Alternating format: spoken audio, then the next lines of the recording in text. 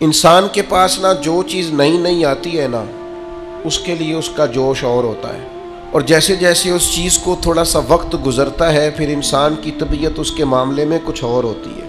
بہت ساری چیزیں ہیں جن کے بارے میں ہم بہت جذباتی ہوتے ہیں، ان کے حصول کے لیے ہم بڑے اپنے دل کے اندر خواہشات کے سمندر اور دریا رکھتے ہیں، لیکن جیسے ہی وہ چیز حاصل ہو جاتی ہے پھر ہمارا وہ والا ذوق نہیں رہتا، وہ والی طبیعت نہیں رہتی، ہم کہتے ہیں بھئی یہ تو میرے پاس ہے۔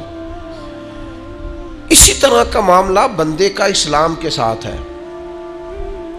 جب انسان نیا نیا دین کی طرف راغب ہوتا ہے، نیا نیا اسلام کی طرف آتا ہے تو اس کے جوش جذبے اور ہوتے ہیں، پھر آہستہ آہستہ وہ اعمال حسنہ میں سستی کرنے لگتا ہے، جو کام اس نے بڑے ذوق شوق سے شروع کیے ہوتے ہیں ان میں کمزور پڑنے لگتا ہے۔ میں دیکھتا ہوں بہت سارے لوگ آتے ہیں، وہ ارادت میں شامل ہوتے ہیں، طریقت میں آتے ہیں، اور وہ کہتے ہیں پیر صاحب آپ نے حکم ہی کوئی نہیں کیا، آپ حکم کریں داڑھی بھی بڑی کر لی جائے، سر پہ پگڑی باندھ لی جائے، کھلا لباس پہن لیا جائے۔ تو میں کہتا ہوں اسی ترتیب سے آنا جس پہ پکا رہنا ہے۔ کچھ لوگ بڑی سپیڈ سے آئیں گے، وہ سارے کام کریں گے، لیکن خدا نہ خواستہ پھر اسی سپیڈ سے واپس بھی ہو جاتے ہیں۔ جذبات کا تلاطم جس تیزی سے آتا ہے اسی تیزی سے وہ واپسی کا بہاؤ کر لیتا ہے۔ آپ اس ذوق شوق سے آئیں جس پر قائم رہ سکیں۔ اب کریں کیا؟ اگر چیزیں طبیعت کے اندر پرانی ہو جائے تو اس کی تجدید کریں، اور روز اپنے دل کو تازہ کریں، روز اس چیز کی اہمیت کو سمجھیں۔ تھوڑی دیر کے لیے غور کریں کہ اگر یہ چیز میرے پاس نہ ہوتی تو پھر کیا ہوتا۔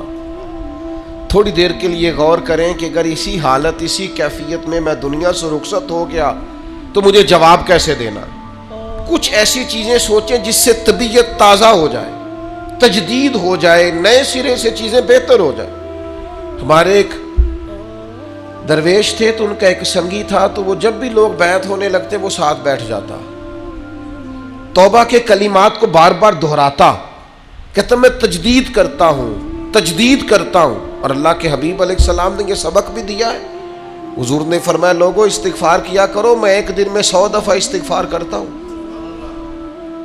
یہ تو تعلیم امت کے لیے ہے، ہمیں بتانے کے لیے۔ تجدید کریں، بار بار اپنے دل کے اندر ایسی چیزیں پیدا کریں جن سے ایمان تازہ ہو۔ مستدرک کے اندر حدیث ہے، نبی پاک صلی اللہ تعالی علیہ وسلم نے فرمایا بلا شبہ تم میں سے کچھ شخص ایسے ہوتے ہیں جن کے سینے میں ایمان اس طرح پرانا ہوتا ہے جس طرح جسم پر کپڑے پرانے ہوتے ہیں۔ تو یا رسول اللہ صلی اللہ تعالی علیہ وسلم پھر کیا کریں؟